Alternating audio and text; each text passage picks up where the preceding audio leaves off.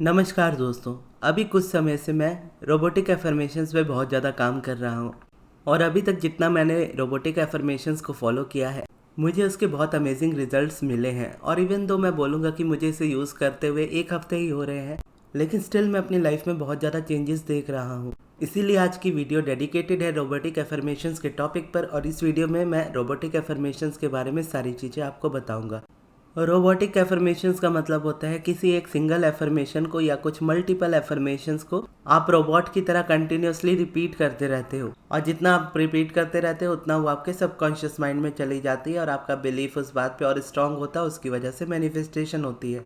क्योंकि जैसा Abraham Hicks कहती है कि बिलीफ और कुछ नहीं, बिलीफ बस रिपीटेड वर्ड्स होते हैं जो आप कंटिन्यूसली करते हो। यानी किसी भी थॉट को लेकर अगर आप कंटिन्यूसली रिपीट करते रहो तो वो आपका बिलीफ बनना ही है।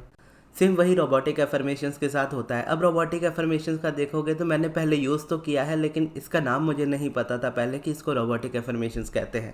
जैसे मैंने काफ़ी पहले आपको बताया होगा कि मेरे पास एक बुक है पावर ऑफ पॉजिटिव थिंकिंग, और उसके जो एफर्मेशंस है वो मैंने अपनी एक डायरी में नोट करके रखे थे, जिसमें से एक एफर्मेशन है कि मैं यूनिवर्स की मदद से सारे काम कर सकता हूँ क्योंकि वही मुझे शक्ति देते हैं। अब ओवरऑल मेरी पूरी डायरी में 50-60 से ज़्यादा या उसके अराउंड एफर्मेशंस होंगे, तो उसको मैं डेली बेसिस पे रीड करता था। लेकिन ये जो एफर्मेशन थी वहाँ पे मैं यूनिवर्स की मदद से सारे काम कर सकता हूँ क्योंकि वही मुझे शक्ति देते हैं, तो इस एफर्मेशन को मैं दिन भर रिपीट करता रहता था मन ही मन।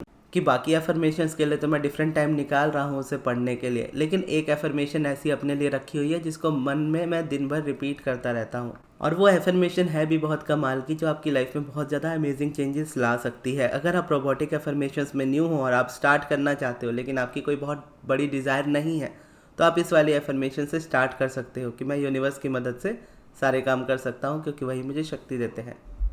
या फिर जैसे मैंने सेल्फ लव सीरीज़ में आप सभी को इतने सारे एफर्मेशंस दिए थे, उनको सभी को आप नोट करके तो दिन में आप अपना टाइम निकाल कर पढ़ते ही हो। उसमें से जो आपका फेवरेट एफर्मेशन हो उसको आप रोबोटिक एफर्मेशन की तरह दिन भर में यूज़ कर सकते हो मन ही मन रिपीट करते हुए। जैसे मैं अपने रोबोटिक एफर्मेशंस कैसे रिपीट करता हूँ, जब मैं गाड़ी चला रहा होता हूँ तब मैं रिपीट करता हूँ, जब मैं सोने जा रहा होता हूँ तब मैं रिपीट करता हूँ, जब मैं सो करके उठ जाता हूँ तब मैं रिपीट करता हूँ, जब मैं गेम्स खेल रहा होता हूँ मैं तब रिपीट करता हूँ मन ही मन। इससे होता यह है कि मुझे अलग से टाइम नहीं निकालना पड़ता और मेरे लिए ये चीज़ें काम करने लगती हैं ईजिली। अब इसको थोड़ा बैकग्राउंड से समझ लेते हैं कि कैसे हम एक्चुअली बिलीव करें कि रोबोटिक एफर्मेशंस वर्क करती है। इसका आंसर आपको अब्राहम हिक्स के पिवटिंग मेथड में मिल जाएगा, या बोलो अब्राहम हिक्स की जो बुक है money and the law of attraction, उसकी जो टीचिंग्स है उसी में मिल जाएगा। अब्राहम कहती हैं कि हर सब्जेक्ट के दो सब्जेक्ट होते हैं, एक हम जो चाहते हैं, एक जो हम नहीं चाहते हैं, एक पॉजिटिव साइड या एक नेगेटिव साइड। सिंपल हम इसको वांटेड या अनवांटेड के एग्जांपल में देखेंगे कि एक ही सब्जेक्ट है, एक ही उसमें डिज़ायर है, उसके दो एस्पेक्ट है। जैसे पैसा है, पैसा का एक साइड है कि मुझे बहुत ज़्यादा पैसा चाहिए, दूसरे है पैसा नहीं चाहिए। अब नहीं चाहिए वाली बात तो आती नहीं क्योंकि कोई भी नहीं चाहेगा कि उसकी लाइफ में पैसे ना हो, लेकिन हमारी वाइब्रेशन इस तरीके की होती है कि मुझे लाइफ में बहुत ज़्यादा अमीर होना है लेकिन मैं गरीब नहीं रहना चाहता। ये है वांटेड और अनवांटेड साइड कि मुझे अमीर होना है, ये मेरी वांटेड साइड है।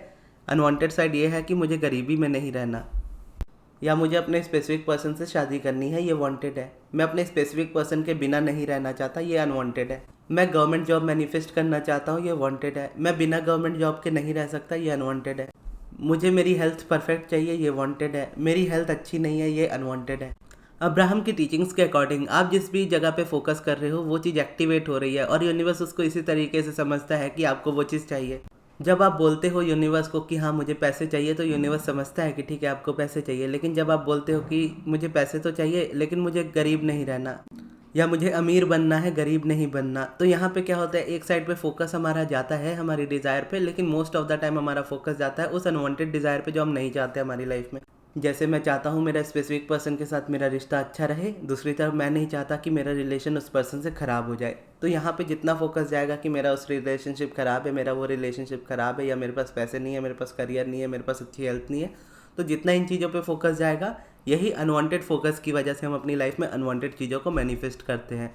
और अब्राहम कहते हैं कि इसको जब आप फोकस को चेंज कर लेते हो, अनवांटेड से जब आप वांटेड में आ जाते हो और अपने फोकस को आप कंटिन्यूसली उस चीज़ पे रखना सीख जाते हो जो आप चाह रहे हो, तो वो मैनिफेस्टेशन होनी ही होनी है। अब जब हम बात तो करते हैं कि मान लीजिए मुझे पैसे चाहिए या मुझे अमीर होना है, जब भी हम ये बात करेंगे तो करंट रियलिटी हमें दिखाती है कि ये चीज़ सही नहीं है, यानी मुझे पैसे तो चाहिए लेकिन मेरे पास पैसे नहीं है, या मुझे जॉब तो चाहिए लेकिन मेरे पास जॉब नहीं है, या मुझे रिलेशन अच्छा करना है लेकिन सामने वाले पर्सन ने मुझे ब्लॉक करके रखा है। तो करंट रियलिटी इस तरीके से आपको लड़ाती है।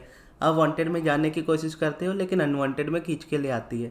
अब ऐसे में रोबोटिक एफर्मेशंस आपको बहुत अच्छे से हेल्प करते हैं आपको वांटेड वाली साइड में रखने के लिए, क्योंकि एफर्मेशन में आप उस तरीके से बात कर रहे होते हो कि ये चीज़ मेरी लाइफ में है। और ऑब्वियस सी बात है कि आप फीलिंग स्टार्टिंग में नहीं रख पाओगे, फीलिंग किसी को भी स्टार्टिंग में नहीं आती है। अब ऑब्वियसली बात अलग है कि अगर आप बहुत अच्छे से प्रैक्टिस कर रहे हो काफ़ी टाइम से, जैसे मेरे लिए होता है कि मैं मेडिटेशन काफ़ी टाइम से कर रहा हूँ या बहुत लंबे समय से प्रैक्टिस कर रहा हूँ, तो मैं अगर रोबोटिक एफर्मेशंस बोलता हूँ तो स्टार्टिंग में मेरा बिलीव फिर भी होता है उन पे, क्योंकि मैंने अपने एक्सपीरियंस से उन चीज़ों को देखा है होते हुए, जिस तरीके से मेरी लाइफ चेंज हुई, जिस तरीके से मैंने सारी चीज़ों को किया, तो मेरा बिलीव हो जाता है उन चीज़ों पे कि हाँ ये चीज़ पॉसिबल है इसीलिए। लेकिन जो पर्सन टोटली बिगिनर है या जिनका मैनिफेस्टेशन को लेकर ज़्यादा एक्सपीरियंस नहीं रहा है, अगर वो रोबोटिक एफर्मेशन स्टार्ट करते हैं तो स्टार्टिंग में वो फीलिंग्स नहीं जनरेट कर पाएंगे, और फीलिंग्स जनरेट करना प्रॉब्लम भी नहीं है। फीलिंग से मैनिफेस्टेशन होती है, ये बिल्कुल सच है, लेकिन फीलिंग्स स्टार्टिंग में ही जनरेट हो जाएंगी ये सच नहीं है। हो सकता है हो जाए, हो सकता है ना भी हो। देखना यह है कि जैसा अब्राहम बोलती हैं कि एक बार में एक ही तरफ हमारा फोकस होता है, या तो अनवांटेड में या तो वांटेड में। अब अनवांटेड अगर रियलिटी में है तो अनवांटेड की फीलिंग ज़्यादा रहेगी स्ट्रॉन्ग, और जब आप वांटेड में जाने की कोशिश करोगे फीलिंग्स उतनी अच्छे से नहीं क्रिएट कर पाओगे। लेकिन आप किसी चीज़ पे फोकस्ड कंटिन्यूअसली इस तरीके से नहीं रख सकते कि आपका फोकस उस पर रहे और आप उस पर फील ना करो। यानी स्टार्टिंग में हो सकता है कि आप उस पर फील ना करो, लेकिन जितना फोकस आप उस पर अपना रखोगे, जितनी बार उस चीज़ पे अपना ध्यान लगाओगे, उतनी बार आपका फोकस उस पर जाता जाएगा, और उस फोकस जाने की वजह से आपकी फीलिंग्स भी उस जगह पे आने लगेगी। क्योंकि आप चाहे वांटेड पे ध्यान रखो अनवांटेड पे ध्यान रखो, अगर आपका फोकस ज़्यादा उस चीज़ पे जाएगा तो उसकी फीलिंग भी आपके लिए रियल होती चली जाएंगी। तो अगर स्टार्टिंग में आप बिलीव नहीं भी कर पा रहे हो और स्टार्टिंग में अगर आप फील नहीं भी कर पा रहे हो, तो भी एफर्मेशन जब आप रिपीट करते हो कोई भी रोबोटिक वाली, तो इस तरीके से उसको एफर्म कीजिए या इस तरीके से उसको कंटिन्यूसली रिपीट कीजिए कि आप उसको जितना बोलते जाएंगे आप उसको फील भी करने लगेंगे। वो आपकी रियलिटी में भी आएगा, प्लस उससे पहले वो आपके बिलीफ में आ जाएगा। आपके जो माइंड में चल रहे थॉट्स होते हैं वो धीरे धीरे चेंज होने लगते हैं। और एक तरीके से मैं बोलूँगा तो बहुत ज़्यादा सिंपल प्रोसेस भी है, बहुत ज़्यादा इंजॉयबल भी है। फ़िलहाल तो मेरे लिए बहुत ज़्यादा इंजॉयबल है, क्योंकि मेरे लिए ये बहुत ज़्यादा ईजी लगता है करना। अगर मैं अपने बैकग्राउंड से इस चीज़ को इस तरीके से जोड़ता हूँ, तो जैसा अब्राहम ने सिखाया है कि वांटेड अनवांटेड वाली चीज़ें, इस तरीके से अगर मैं इसको जोड़ के देखता हूँ तो एफर्मेशंस मेरे लिए 100% वर्क करती हैं। ये चीज़ 100% मेरे मन से ही बात आ जाती है। अब आने वाली जो वीडियोस होंगी उसमें भी मैं एफर्मेशंस के बारे में ही बात करूँगा, और रोबोटिक एफर्मेशंस में उसको हम कैसे यूज़ करेंगे उसके बारे में मैं बात करूँगा। और ऐसा भी होता है कि हर किसी के लिए सेम तरह की एफर्मेशन वर्क नहीं करती, तो आप वीडियोस जब भी देखिएगा तो अपने हिसाब से थोड़े बहुत चेंजेस अगर आपको लगेंगे एफर्मेशन में करने के हैं तो आप कर सकते हो। और अगर आपको अपनी मैनिफेस्टेशन में रोबोटिक एफर्मेशंस की पर्सनल हेल्प चाहिए हो तो आप मुझसे पर्सनल सेशन ले सकते हो, जिसमें मैं आपकी प्रॉब्लम्स के अकॉर्डिंग आपको एफर्मेशन सजेस्ट करूँगा, जिसको आप रोबोटिकली तरीके से यूज़ कर सकते हो।